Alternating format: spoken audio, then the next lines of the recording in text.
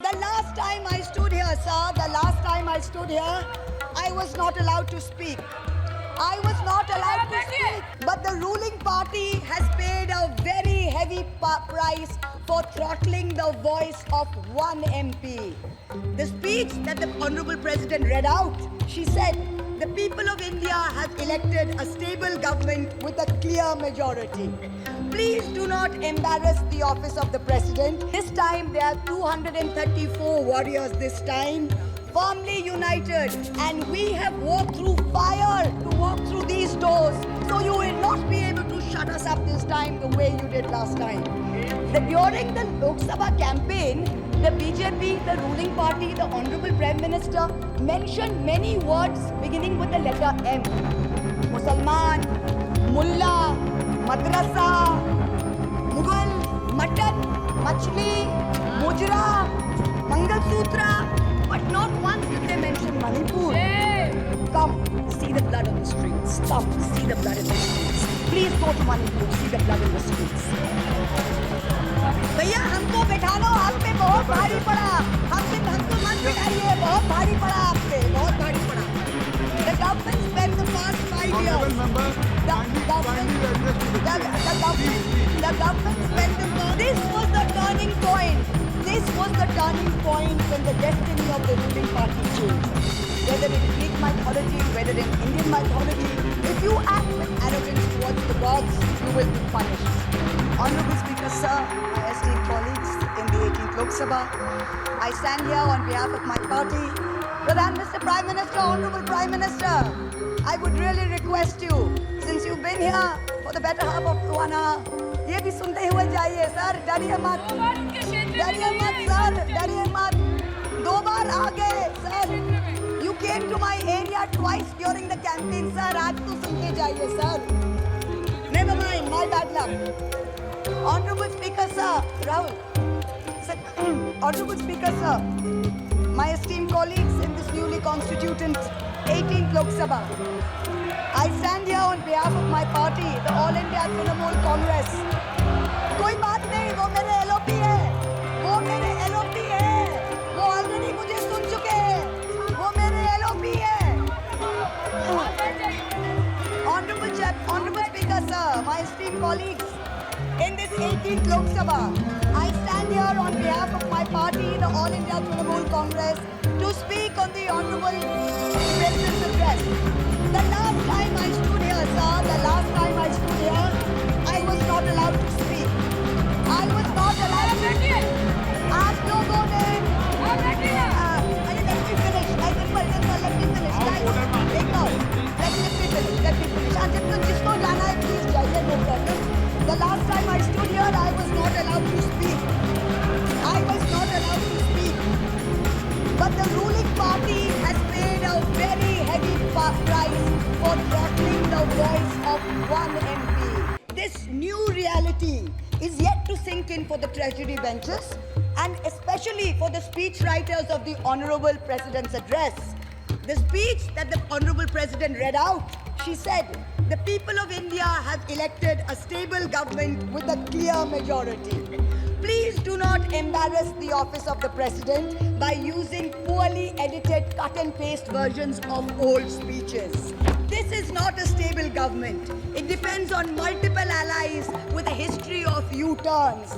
It has not got a simple majority. The BJP is 32 short of 272.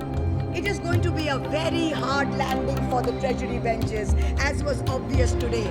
This time there are 234 warriors this time, firmly united, and we have walked through fire to walk through these doors. So you will not be able to shut us up this time the way you did last time. Thank you. Honorable Speaker, sir, my esteemed colleagues in the 18th Lok Sabha, I stand here on behalf of my party.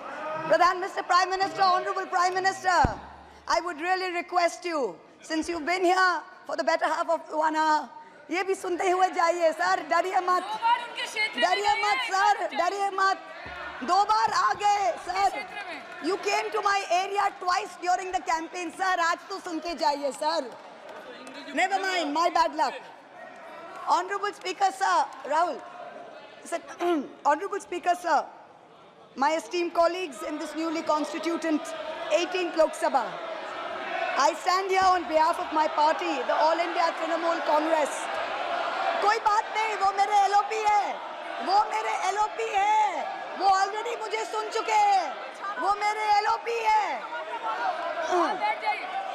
Honorable Speaker, sir, my esteemed colleagues, in this 18th Lok Sabha, I stand here on behalf of my party, the All India Trinamool Congress, to speak on the Honorable President's address.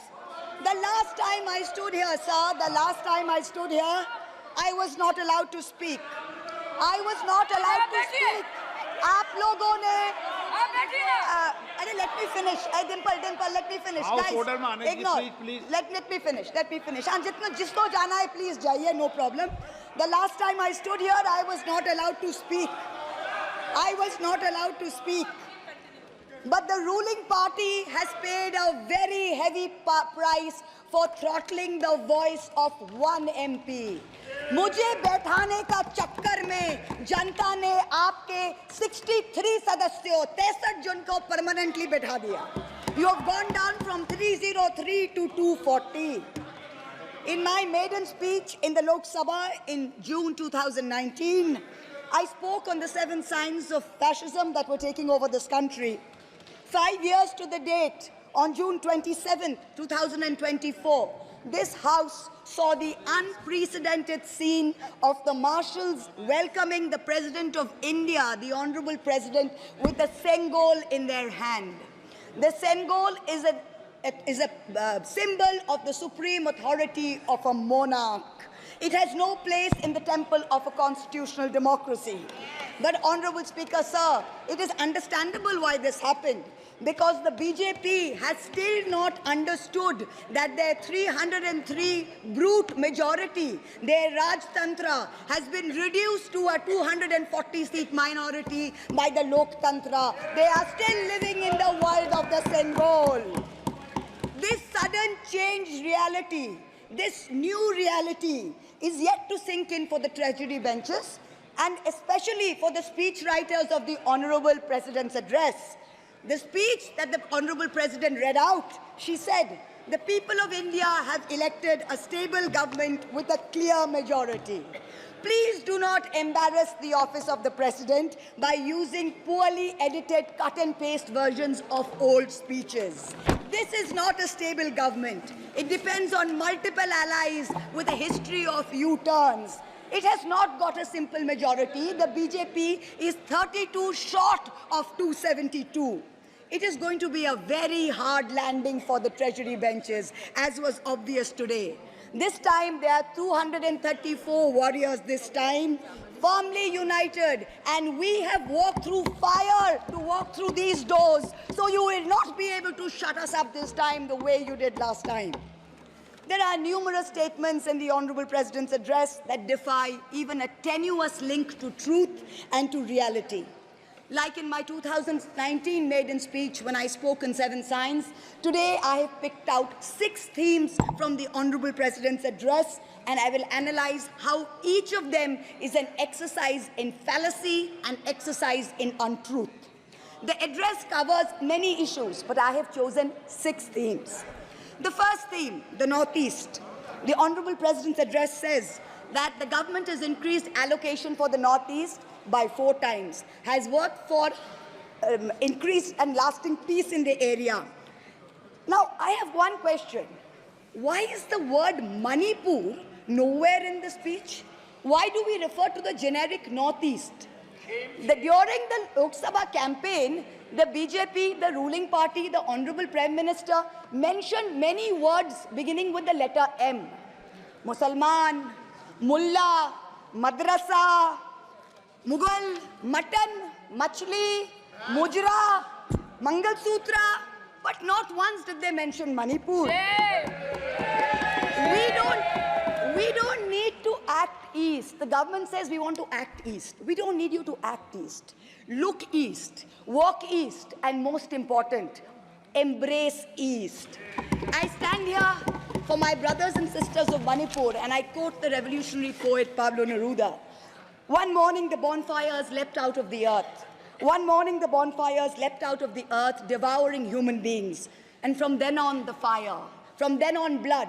Come, see the blood on the streets. Come, see the blood in the streets. Please go to Manipur, see the blood in the streets. The second theme in the President's address, women empowerment.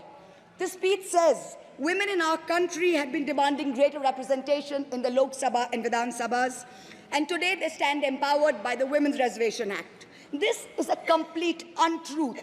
Firstly, you conveniently delayed reservation for women in parliament because you actually fear women. You fear Nari Shakti. You want their support, but you certainly don't want us here.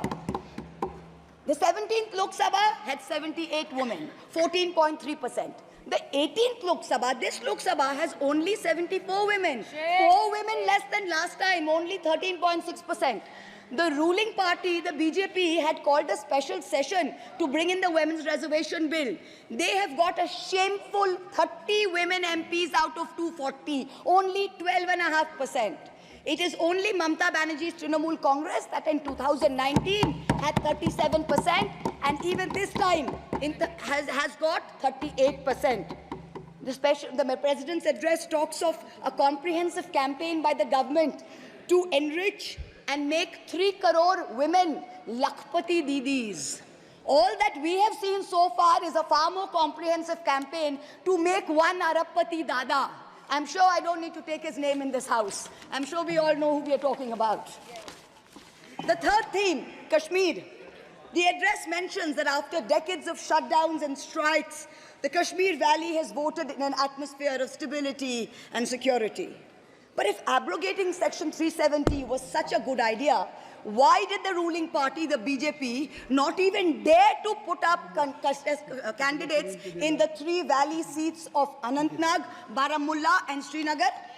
If 370 was such a big deal and you were going to campaign on the basis of 370, you did not even dare to fight the seats. The Kashmir Valley has voted in MPs who were against your 2019 decision. You downgraded Ladakh into a union territory. You told them it was a temporary move. Today, 5 years later, the Ladakhis are still waiting. They have not got back their statehood. You have not given them a legislature. You have not included them in the 6th schedule. You have not given their demand of 2 separate seats of Leh and Kargil. As a result, in the current Lok Sabha, the Ladakhis have relegated you to 3rd position in the Lok Sabha. You lost it. The fourth theme in the Honorable President's address, the Election Commission of India. The speech expresses gratitude to the ECI for conducting the largest election in the world. With all humility, with no intent to denigrate the office of what used to be the august constitutional body of this land, let us as members of this opposition put on record that we won in spite of the EC, not because of it. The commissioners chosen by a government-dominated panel in willful disobedience of the Supreme Court turned a deaf ear to the most egregious violations of the Model Code of Conduct by the ruling party, by the Honorable Prime Minister with his hate-filled speeches and his divisive religion-based rhetoric. This country has been ashamed and disgusted by the language used against minorities during this campaign. This election will go down in history where an eager and compliant election commission turned a blind eye and a deaf ear against the excesses of the ruling party when the MCC was in effect. Opposition leaders were arrested, party accounts were frozen, ED and CBI even came into our election offices with impunity. Ultimately, the voters took charge and they said, "Bahut ho gaya." Enough is enough. The 5th theme, and here I have to commend the speechwriter's very dark, almost macabre sense of humor. The Indian Railways, aviation and infrastructure. The address says that work on the Ahmedabad-Mumbai bullet train is going on at a fast pace, and Indian Railways is doing feasibility studies for bullet train corridors in the north, in the south, in the east of India. Now I'm going to ask the government a question. Why are you, Honorable Chairperson? Is this a cruel joke? You are sanctioning 1,08,000 crores, 1,08,000 crores for one single Mumbai-Ahmedabad bullet train. A basic high-speed rail network costs 200 crores per kilometer. The Indian Railways is touting the Kavach anti-collision system. It's an automatic train protection system as the cheapest in the world, says 50 lakhs per kilometers is the cost. The total rail tracks in India is roughly about 126,000 kilometers. So the cost of covering all of India with Kavach is going to be 63,000 crores. All of India's Kavach costs 63,000 and one single Ahmedabad-Mumbai bullet train costs 1,08,000. Please look at the numbers. Last June in Balasore, 3 trains collided, 296 people died. The ministry said Kavach was not operational on that route. Last week, Kanchenjunga Express collided with a goods train in New Jalpaiguri. 10 people died. Again, the ministry said Kavach is not operational on the route. The Economic Times had a survey which said at the current level of funding, it will take 50 years for all of India to be covered under Kavach. And you're telling us about bullet trains. And please don't start shouting about what it was during Nehru's time. We don't know and we don't care. False equivalences cannot take the place of real body bags. The address mentions about how India is apparently the 3rd largest domestic aviation hub of the world. In truth, India's airports have become domestic hazard hubs. First in Jabalpur, then in Delhi, then in Rajkot. Newly constructed airports have canopies falling down, killing people. The newly constructed Rampath in Ayodhya has had 3 cave-ins in the last week. The Pragati Maidan tunnel is flooded. The Atal Setu has developed cracks. The Ram temple's roof is leaking. This is exactly what happens when infrastructure is poorly planned and rushed in order for photo opportunities by the Supreme Leader. The sixth theme, competitive cooperative federalism. Honorable Chairperson, sir, the last decade saw the most brutal government-sponsored throttling of cooperative federalism that this country has ever seen. I speak for my own state of West Bengal. The centre has withheld 7,000 crores in Manrega funds. 17 lakh households have been deprived for work already done. It has held back 8,200 crores under the rural housing scheme, over 11 lakh houses sanctioned but not paid.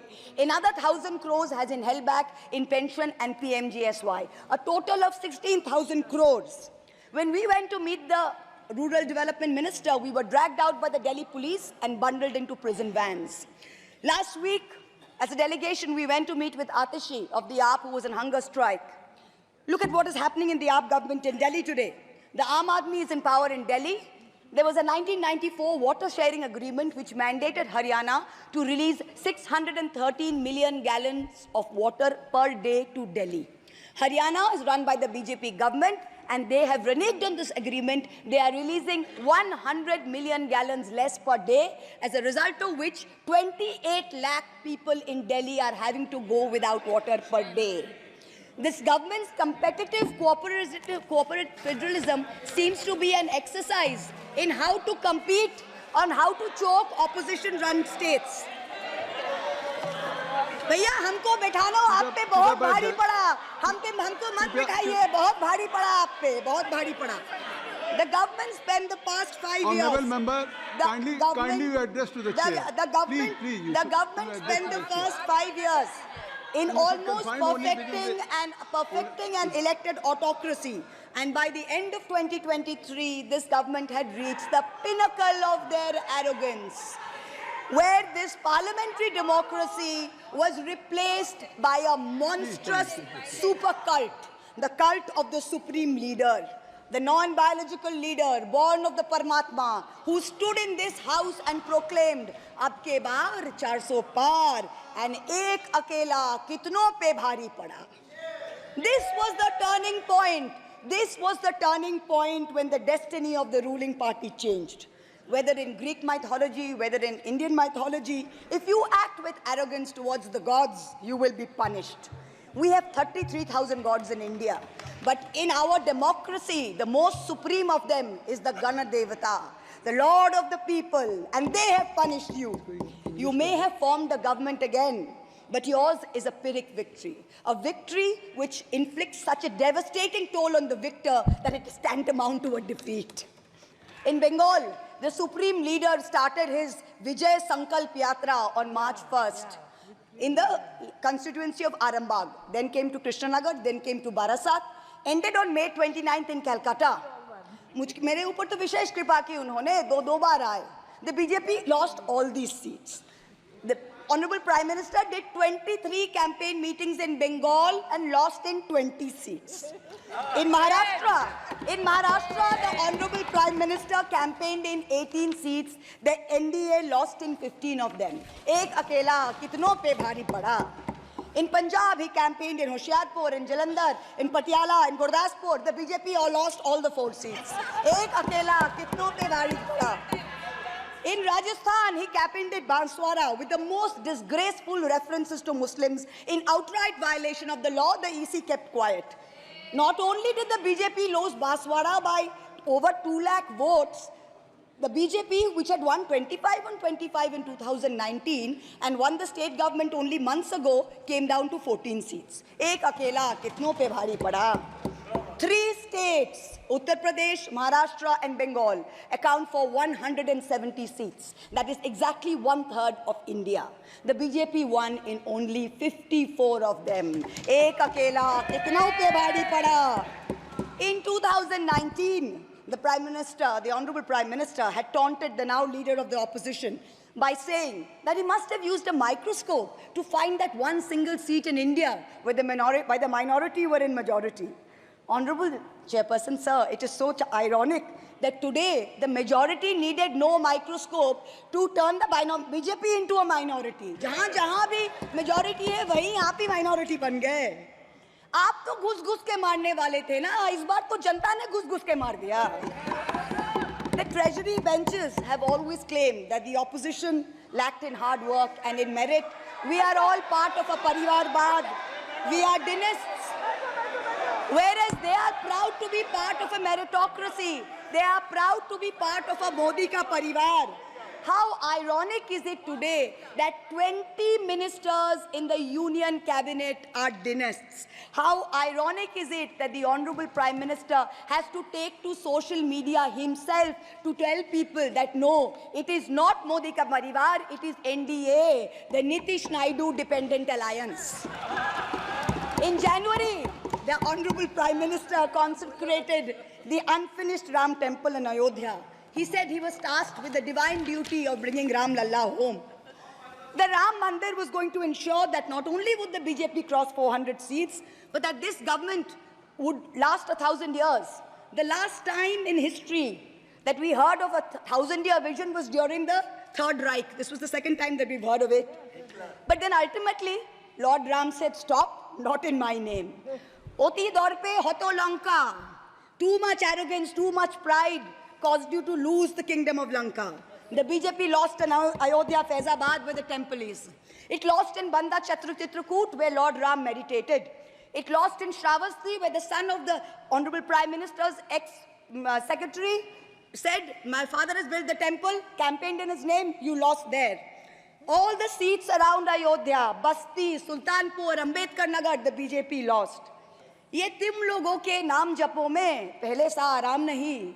ये तुम लोगों के नाम जपों में पहले सा आराम नहीं. जबरदस्ती के जय श्री राम में सब कुछ है पर राम नहीं. जबरदस्ती के जय श्री राम में सब कुछ है पर राम नहीं. Today in India, there are 2 types of leaders.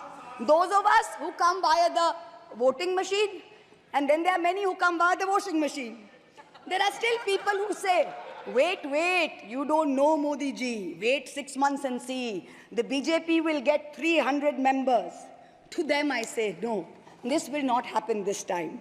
Because every potential turncoat will have to choose between temporary greed or fear and between permanently becoming politically irrelevant. So you can offer you can accept a temporary offer of a ministry, you can accept a temporary settlement of an existing trumped-up CBI or ED case, and you can switch parties. But when you go back to the electorate will punish you. Most turncoats have been punished by the electorate.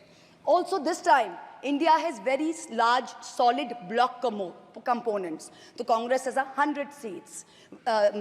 SP has 37 seats. Trinamool has 29 seats. DMK has 22 seats. NCP and UPTA have 17 seats. So this is not a ragtag bunch of members that you can lure away. This is a solid bloc. So yes, it's a question of time. But the question is not whether they will get 300. The question is when people will join us and we will cross 272.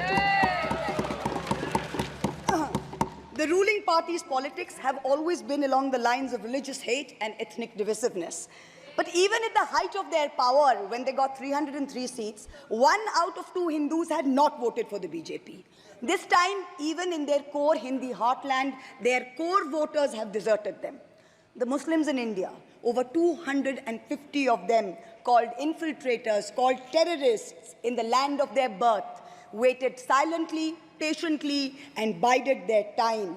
And in one voice during this election, in every state, they stood up and they told the government, and I quote the poet Puneet Sharma, "Hindustan se mera seedha rishta hai. तुम कौन हो बे? तुम कौन हो बे? क्यों बतलाऊं तुमको कितना गहरा है?" The Dalits, whom the BJP paid lip service to for so many years, realized that even the talk of 400 seats meant that Baba Sahib Ambedkar's constitution was in danger, and they deserted the party. The Marathas, whom the BJP coalition had tried so desperately to woo, realized that their promises were worth nothing. The BJP and its allies lost 7 out of 8 seats in Marathwad. The Jats, the careers of their youth at risk with this ill-conceived Agniveer scheme, their farming livelihoods threatened, their female wrestlers manhandled. They vented their ire at the ballot box. Ultimately, it was the BJP's policies of exclusion, not inclusion. You wanted to exclude everybody, and that was your undoing. You didn't need Muslims. You trampled on Dalits. You ignored farmers. You ignored Jats. You marginalized Kashmiris. Well, they consolidated their voice during this election pan-India, and today they don't need you. That's the message they've given you during this election. ये देश ही अपना हासिल है जहां राम प्रसाद भी बिस्मिल है. मिट्टी को कैसे बांटोगे? सबका ही खून तो शामिल है. That's what they said. You can't divide us. You can't do it anymore. This new India, this new frame of reference is going to be very hard for a lot of interest groups. Perhaps the first casualty is the legacy media. The Godi media was its own worst victim. The brown-nosing TV anchors and online trolls lied, spread fake information, amplified the government's propaganda. So-called psephologists who actually had printing contracts from the government of India were on TV 24/7 acting like the election was a done deal. There was no need for voting. The BJP had already won. Media moguls organized conclaves where they prostrated themselves before the Vishwa Guru. Anchors used staged interviews and set up scripts. In short, the media had lost all credibility. So when you asked the people during surveys which way they voted, they didn't trust you and they didn't tell you the truth, which is why you got it wrong. Ram Kamal Jha, the editor of the Indian Express, remarked that some media owners were so comfortable on their knees that it hurts to stand up. To them we say, please stay where you are. There is a new generation of journalists in India today with spine, with integrity, and with courage. A media you have done your best to silence with fake cases and attempts and censorship, but they have survived and they will thrive in the digital space.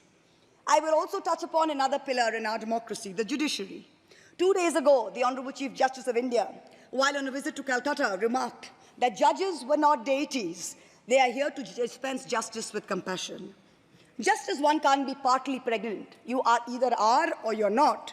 Justice and democracy too must be absolute. They cannot partly be in effect. The retirement age for High Court justices is 62, and the retirement age for Supreme Court judges is 65. Now, this has unfortunately contributed to High Court judges kowtowing to the Supreme Court Collegium and to the government for a last-minute elevation to be able to serve for 3 more years and then qualify for further sinecures, such as the head of the Lokpal, the head of the National Human Rights Commission, chairman of various tribunals. It has come to such a state that opposition leaders framed in politically motivated cases are denied bail and denied justice simply because judges are even scared to touch their case for fear of offending the government. Today I say, the poorest people in India who have perhaps the most to lose from offending the government in power, they have shown spine and risen to the occasion. Your lords and ladyships, heed thy inner voice, have a spine, rise to the occasion. 7 months ago, on the 8th of December, this house was transformed into a Kuru Sabha, presided over by a blind Dhritarashtra, where Dushrasan Darbaris made every attempt to disrobe Draupadi. The ethics committee that voted to recommend my expulsion on the 9th of November, they voted 6-4, had 10 members and 1 chairperson. Of the 5 Lok Sabha members from the BJP, 4 have not returned to the House. The chairperson, a BJP member, has also not returned. The Congress turncoat from Punjab who voted against has also not returned. The BJP lady MP from Maharashtra who started the debate in the House on behalf of the BJP has also lost. Much like Lord Krishna protected Draupadi, the people of Krishnanagar have protected me. In the last year, a lot of people look at me and say, oh, Mahua, you must have lost a lot. You lost your membership, you lost your house. And by the way, I also lost my uterus due to a surgery. But you know what I gained? I gained what Rahulji said, the freedom from fear. I do not fear you. Yes. I will see the end of you. We will see the end of you.